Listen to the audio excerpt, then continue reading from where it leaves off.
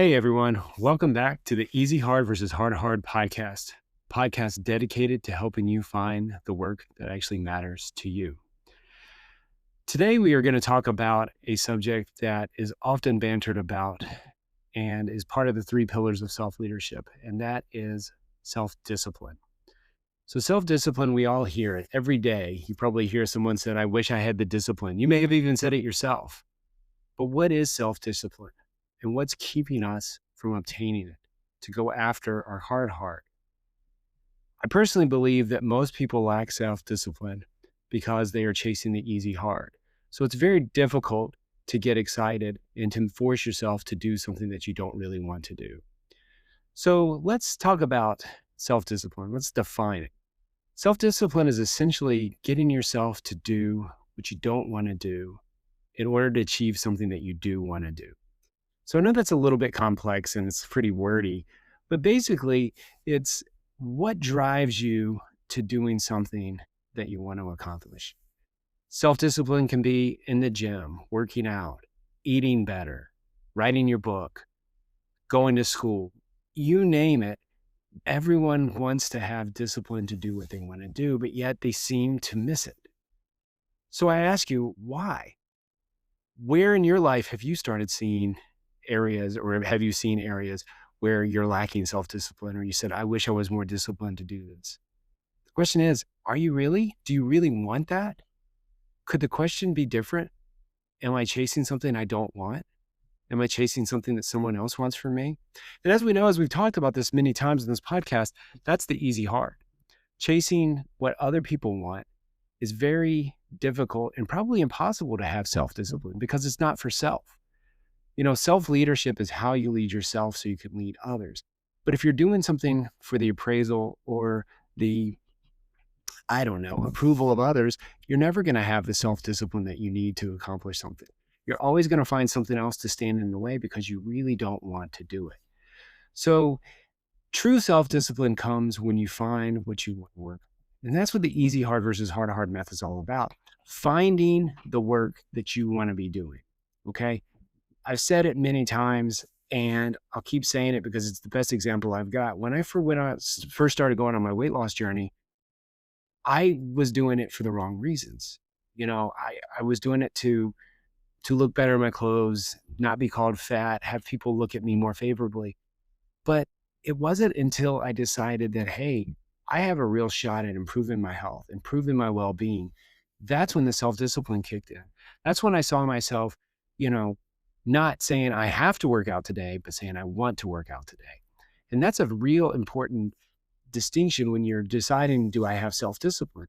If everything is drudgery to you, it's probably not self-discipline, right? You're probably forcing yourself to do something. Now, there are instances where you do something like that, and it does take a lot of self-discipline. If you can really separate yourself from what you don't want to do, even if it is for the approval of others, that takes discipline as well.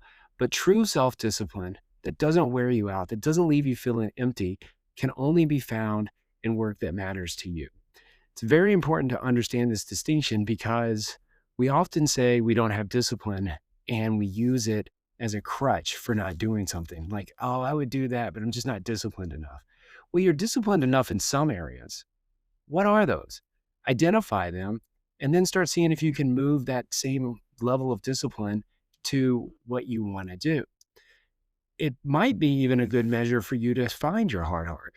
Like if you're struggling with self-discipline daily, weekly, monthly, time and time again, maybe it's time to sit back and say, is this work I really want to be doing? Does this really feed my soul? Because if it does feed your soul, when you put the work in, you're going to feel better. You often hear people say, I didn't want to go to the gym today, but I did. And I'm so glad because I felt better. Okay. That's like an emotional response. That's an immediate response. I'm not saying that you don't feel better because you do, but is that real? Is that enough for discipline? Will that self-motivate you the next time you don't want to go to the gym? Will that allow you to put going to the gym in front of other things? Most likely not, right? It's when you make that shift. And we all know I love David Goggins. Beautiful creature, wrote a lot of great books. or two great books about self-motivating, self-determination, self-discipline. And this guy runs hundreds and hundreds of miles. Sometimes he runs a marathon a day, every day. So a true hard individual, but yet he also talks about how sometimes he'll stare at his shoes for 30 minutes before he goes out the door. The difference between David Goggins and most people is he eventually will get out the door. He has that self-discipline to drive him to do what he wants to do, because to him, running those miles is truly what he wants to do. It's the work that matters to him. So I encourage everyone to go out there and find that. And once you find it, I think you're going to start seeing your self-discipline just naturally appear. When you shelve all the things you don't want to do, you clear your mind, you clear your actions, your behaviors, then you're ready to go out there and attack what you want to do, and the self-discipline will come. And once you get self-discipline in one area, you're going to start seeing in others, right? You hear about creating habits. If you start one habit, it's going to lead to another habit, another habit. I believe the same is true with self-discipline. Once you start finding your hard work and you start racking all those up, you get rid of all the stuff you don't want to do, you're going to find that self-discipline to go out there and get after it.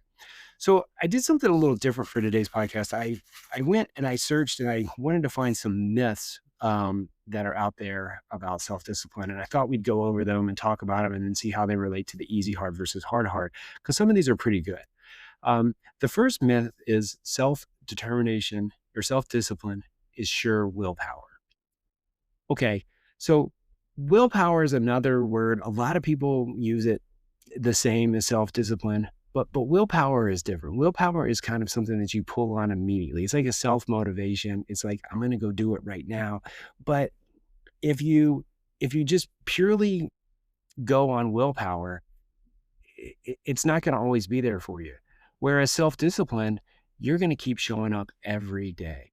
And again, that's something I left out earlier, but one of the key components of self-discipline is consistency. It's doing the work every single day. And we're going to get more into that in one of these other myths, but don't confuse your willpower, because a lot of times people say, oh, I don't have the willpower to avoid this cookie.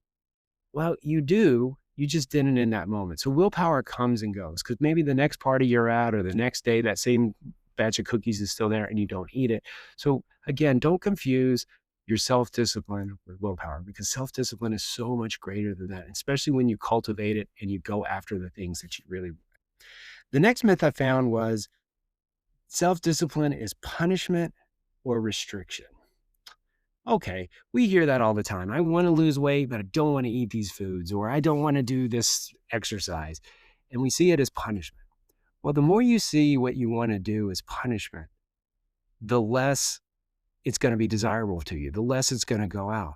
But once you determine what you want to do and say, this isn't punishment, this is advancement, this is bettering myself, then you're going to be able to have self-discipline. And as Aristotle said, like, discipline is freedom, right? Jocko Willink also says that all the time. Discipline is freedom. The more you allow yourself and the more you force yourself in some instances to go after what you do, then you do have freedom. Because when you're done with the day, you're done with doing whatever you're doing, you're going to feel better about it. You're making progress to it. So don't ever think about something you want to do in the negative. A lot of coaches will tell you to think of the best thing that can happen if you do something, right? And I want you to put yourself in that mindset. Like, if I lost 25 pounds, if I wrote my book, what would happen? Okay, well, then the pain of you doing those things, whatever it may be, is less, because you don't see it as punishment. You see it as an advancement. You see it, I'm making steps every single day. Maybe it's big steps, maybe it's little steps, but it's steps. And as we talked about so many times on this podcast, action brings you closer to your goal. Thinking about something or saying it's punishment is only going to keep you from doing it, and your mind is going to keep making it harder and harder and harder for you to do it. So don't see anything as punishment. First of all, identify it. Make sure it is something you want to do, because if it's not something you want to do, it truly is punishment. So if something you're lacking self-discipline in, ask yourself, is this really what I want to do? Is this punishment, or is my mindset not right on this? Make sure you go in with pure intentions and chase it. And I guarantee you, if you don't see it as punishment, you see it as progress, your self-discipline will come.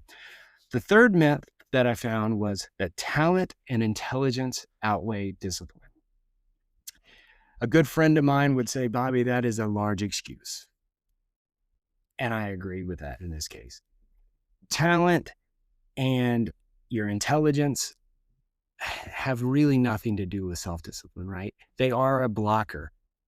But if you want to start something new or you're going after something, of course, you probably don't have the skills, the knowledge to go and acquire that skills, right? But that has nothing to do with the self-discipline. That's just a skill or knowledge that you don't have at this moment. I like to say, instead of saying, I don't know something, I don't know it yet. Or I can't do something, I can't do it yet. If you implement self-discipline and you start doing something day in and day out, eventually you're going to get the knowledge, you're going to get the talent. If you did something perfectly the very first time, what fun would that be anyways, right? People who like to chase work and do things, they like the learning curve. I've said it before. Doing this podcast, I have learned exponentially beyond what I thought.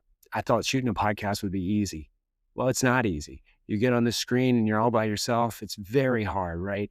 You have to learn how to speak. You have to learn how to be yourself. You have to learn all these things. I don't have the talent to be a podcaster, but yet I'm being a podcaster right now. And some of you are thinking, man, you really don't have the talent. But that's the point. I have the discipline to do it. I keep showing up every single day. And that's why so many people fail at a lot of things. They use the excuse of what they don't have to not pursue what they want. So ask yourself, what do I have today so I can go out and do it?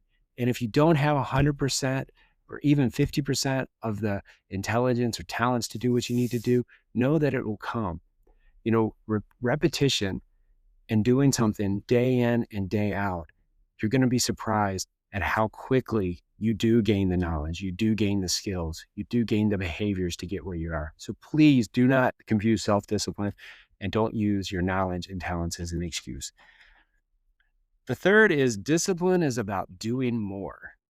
Okay, well, that's one of the key things about the easy hard versus hard hard. When you're doing easy hard, you always think you have to do more. You have to do more. You have to do more. Why? Because you don't have an end. You don't have a true sense of what you want to do because you're not doing it for you. You're doing it for someone else. Once you start finding what you want to do and go after it with all your heart and all your might, you're going to find that probably less is more. It's a very common expression in our society, but yet most people don't believe it and most people don't live it. Once you get the self-discipline, you're going to get focus and you're going to attack your day. You're going to attack the tasks that you're doing with a level of intensity that you've never seen before. And you're going to go after it because your heart is there. You've done the repetitions, you're showing up, you're disciplining yourself, you're saying no to something else so you can say yes to whatever you're going after. And you're going to get more efficient and effective at every single thing you do. This is one of those things that if I could give you a pill and you could take it and understand it, everyone would be on that pill for the rest of their life. They'd be wanting prescription refills all the time, but it's something you have to go out and do. Now, again, I've chased easy hard and I didn't get that feeling. But once I started chasing the hard, I can now do a lot less to get the same results. And it's a truly beautiful thing. And that's one of the things about a hard that I really hope most of you find is that once you do find that hard, you're actually going to get more time back. You're going to have more freedom to explore other hards or spend time with your family or whatever you want to do, because you're not focusing, you're not concentrating on things that you don't want to do. You're fully focused on one thing, and spending that time and that dedicated amount of effort on one thing is just going to blow your mind about what it is. So please don't use discipline or think about discipline as doing more, because maybe you're doing too much already. Another myth that comes up is that like discipline is fixed. Okay. So I've talked about the Carol Dweck book mindset several times about how you can have a fixed mindset or a growth mindset. But if you think that you can't develop discipline, then you're absolutely wrong, because discipline is like a muscle. You may test it, you may wear it out here and there, but eventually it comes back stronger. But just like lifting weights, you can't lift weights one day and expect results. You've got to do it repeatedly, day in, day out, week after week. It may take you a year or two to see the results, but eventually you're going to see the results. It's about tearing down and building back up. They call it adaptation in the health and fitness space. Same with self-discipline. You're not going to just snap your fingers and go, boom, I've got self-discipline the rest of my life. You're going to have to work at it. It may be difficult at first. It may be something you have to stare at your shoes like David Goggins for 30 minutes, but you have to do it, because the more you do it, the more it's going to build and the bigger it's going to become. And if you keep exercising your discipline muscle, and especially when you associate it with your hard, you're going to be growing, and you're going to find that discipline more and more. I found when I got the discipline in working out, it transferred to my schoolwork, to my work. It transferred to everything in my life, because I realized that what I had before was not discipline, right? It was just effort for the sake of praise, adoration, or whatever. But once I fixed it and I went into that focus work, a lot of people talk about deep work. Well, essentially that's what it is. When you are so disciplined on something, you just naturally go into the deep work and go after it. So let's see, was there any other myths? Yeah, there's another one. Okay. Discipline means going at it alone. A lot of people think self-discipline is a lonely endeavor, and it's not. It takes a community to do most anything. We've talked about the book, Who Not How. A lot of times again, this goes back to the other myth that you don't have the knowledge or the talent to do something. Find someone who does. If that distracts you or is something you can't overcome, there's always someone to help you along the way, or to provide that goods or services for you. That doesn't mean you're a failure. Ford doesn't build every single part that goes in an F-150. Are they a failure? No, they're like one of the most profitable organizations in the world. So if you take that same mindset, that discipline isn't a lonely effort, that you can go out there and work with someone else, or get the support, get a coach, get a mentor, get a friend, get an accountability partner. That's a really big one. If you think you're lacking self-discipline, just simply get someone that you can, send a text every day and say, I did X, Y, and Z today. I'd say keep it very simple. This isn't a feedback loop for that person to criticize you or whatever, but that might be what you need to get over the hump to start doing these on your own. Because doing something alone is scary. And unless your mindset is one of those, that's why these gyms are so popular. You've got the Orange Theory, F45, CrossFit. A lot of people like to work out with other people. If that's what you need to do, do it. But don't think that discipline is just lonely. Like, some people like to work alone. I'm one of those people. But that doesn't mean I don't go to other people. I have coaches. I have mentors. I have people I throw ideas off of all the time. But yet at the same time, it doesn't feel lonely, because it's filling my soul. It's giving me the nurturing that I want to do, and also be that some for someone else. Don't make it a one-way communication. If someone else needs your help, make sure you get them, because that may build your self-discipline too, observing how they react and overcome to things. So self-discipline is one of these things that, there's a lot of myths, because a lot of people don't want to do it. But the myths are basically all excuses, right? We just went over 6 of them, and we got to stop making excuses for ourselves, because excuses will lead to easy hard every single time. But work and action will bring you to the hard eventually. It's going to take you a while maybe to find it. It may be overnight. I don't know. But the point is, if you start making excuses and you say, I can't. I love the quote by Henry Ford that says, whether you say you can or you can't, you're right. Change your mindset. It's not too late. Go out there. If you want to do something, you don't have self-discipline today, cultivate it. Make small steps. You don't have to go from sitting on the couch for 20 hours a day to running a marathon overnight. It may take you a year. It may take you 2 years. I don't know. The point is, what you're going to do in that year or 2 years to get to the point where you can complete something is going to be so valuable to your life. You're going to enjoy it so much. And you're going to really be able to find your hard. And I know it's going to increase your well-being, your joy, your satisfaction, reduce your depression and anxiety. And then you're going to feel like you're disciplined on every single thing that you do. And you're going to be very selective about what you do, so that discipline even grows even more. So I know that's a lot on self-discipline, but it's a very critical element to both the easy hard versus hard hard and also the self-leadership theory. But I encourage you this week, don't make excuses. Every time an excuse pops into your head or you say an excuse, write it down and then read it the next day. Read it before you go to bed and then squash it. Because the more you let those excuses go, the more days it takes you to start doing what you really want to do. I'm telling you, it's harder and harder and harder to do what you want to do because your brain is going to protect you. It's going to say, oh, Bobby, you said you were going to do this. You didn't do this. You said you couldn't do this. You know you can't do this. Stop saying that. Be positive, have positive self-talk, and really be your biggest cheerleader. Because if you don't say what you want, no one else will do it for you. So you guide your own destiny. You guide your own path. You find your hard work. All right. So that's the end of today's episode. I hope that was beneficial to you. If it was, please send it to someone who may benefit from it. And next week, look for some updates. The Easy Hard versus Hard book has gone through editing much quicker than I expected, and I think we're probably going to launch this thing very soon. So I hope you'll support me in this effort. When I put it out on Amazon, I'll put out a quick podcast. I'll put it on my LinkedIn, all my social medias, now on X and Twitter and Instagram and all those things. So you can just find Easy Hard versus Hard on all those.